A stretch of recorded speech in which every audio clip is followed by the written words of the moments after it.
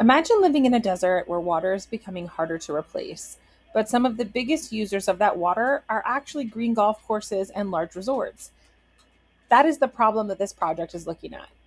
The Coachella Valley is a place where water is needed for homes, farms, businesses, wildlife, and indigenous communities. At the same time, water is being used to support a large leisure and tourism economy. This project asks a very simple question: who is using the water? How much are they using? And what can we do to make water use more sustainable? So, I want to start with something that makes the problem easier to understand. When we think about water shortages, we usually picture a dry lake or an empty reservoir. But groundwater problems can be harder to see. In the Coachella Valley, the ground itself has started to sink because groundwater has been removed from the aquifer. A United States Geological Society study, those are the people who study rocks and ground and mapping and all the natural resources in the United States, kind of like Jurassic Park bone studiers, but for everything else that naturally occurs. They found up to about 2 feet of land subsidence in parts of the valley between 1993 and 2010. We're in 2026 now. This is important because a water shortage isn't just about having less water available.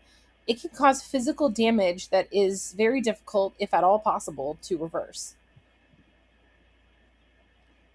The numbers show that this is not a small local problem.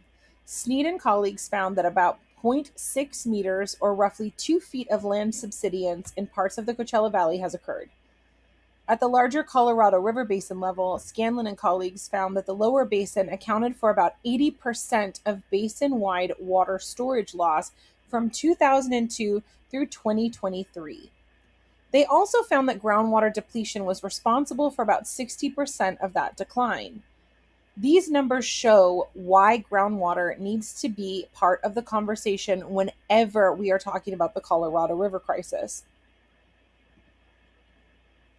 And golf is not the only reason for groundwater problems, but it's a hugely important part of the conversation here. Shaddix and colleagues found that golf courses in the Southwest used more irrigation water per facility than courses in other regions. This creates a really unusual situation. We have a desert environment, but we are using large amounts of water to maintain landscapes that are naturally very different from the surrounding desert. To put it into more context, we have over 100 golf courses in the Coachella Valley, which is more than anywhere else in the United States. The issue isn't that golf courses or resorts should automatically disappear. The issue is whether their water use is reasonable and sustainable for this area. My project looks at this as a governance problem, not just a water shortage. Lucas and Hagdaddy found that golf courses in St. George, Utah used much more water than residential users and still faced limited restrictions. The research showed that development and tourism can influence decisions about water use. Bremner takes this issue even further by connecting groundwater overdraft in the Coachella Valley to indigenous water dispossession. That means that we also have to ask who has historically had power over water decisions. The goal of this project is to bring those different voices into the same conversation.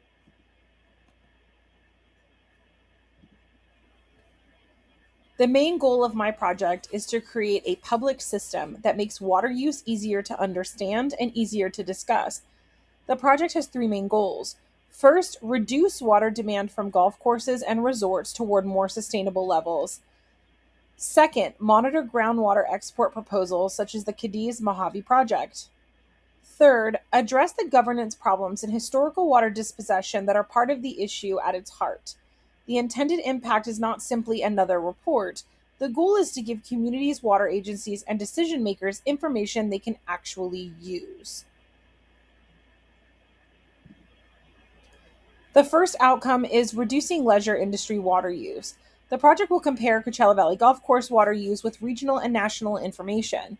We'll also look at how much irrigated land each course has and whether courses are using conservation tools. The baseline will come from existing records and studies. The project will not pretend that we already have every number that we need. Instead, the first step will be building a reliable local baseline. Water use can then be checked quarterly when the records are available with a larger annual comparison. Included goals for this specific section also include water resort management education and strategization. The second outcome focuses on groundwater export. The project will track how much water a proposed project wants to pump compared with the natural recharge rate of the aquifer it sits upon. It will also track changes in groundwater storage. For larger scale changes, the project will use the same type of satellite information used by Scanlon and colleagues. For local impacts, it can use groundwater records and subsidence information. This gives the community a way to follow these projects over time instead of only learning about them when a major decision is already being made.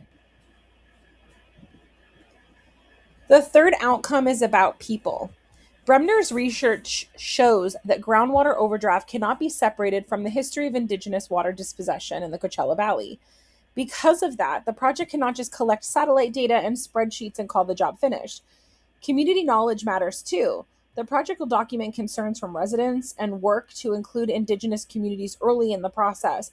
Their input should help shape the project, not simply be added at the end, especially since they were the tribes that were responsible for the water for thousands of years that we have caused a massive decline in over the last 100 years. The project needs to produce something useful, not just collect information. The first output will be a water use benchmark report showing how golf course and resort water use compares with regional information. The second will track the groundwater storage and export proposals. The third will map community and indigenous water concerns.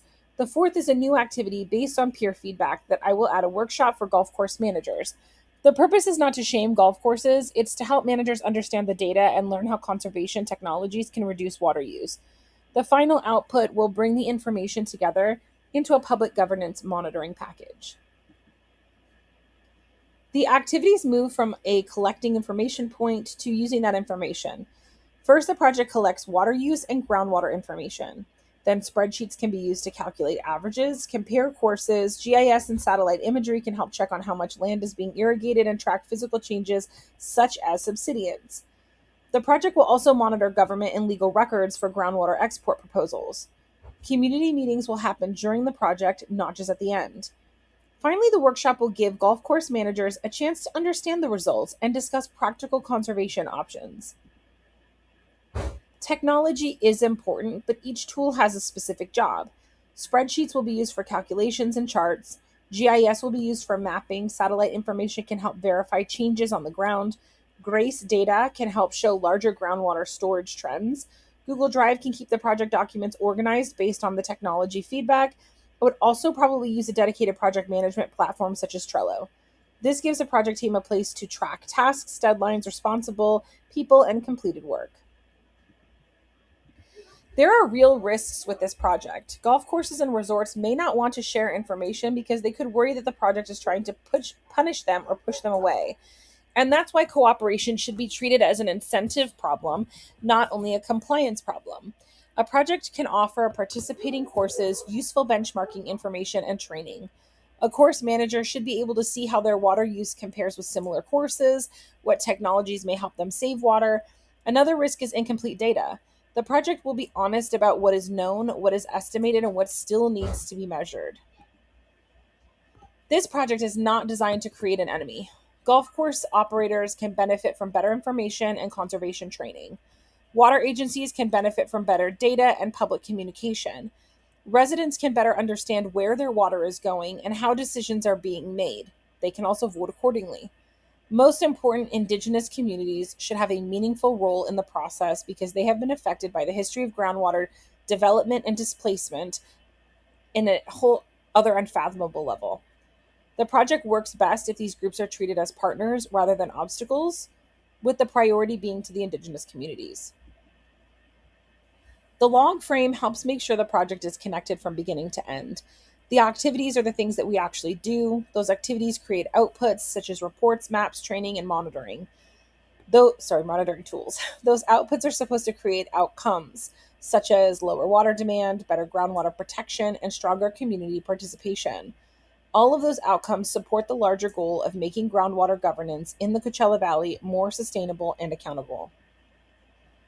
For me, success is not simply finishing a report. Success means we have better information about water use. It means we can see whether water use is going up or down. It means the public can understand groundwater export proposals without having to search through hundreds of pages of records. It also means golf course managers have useful information that they can act on, and community members have a real opportunity to participate, be heard, and learn.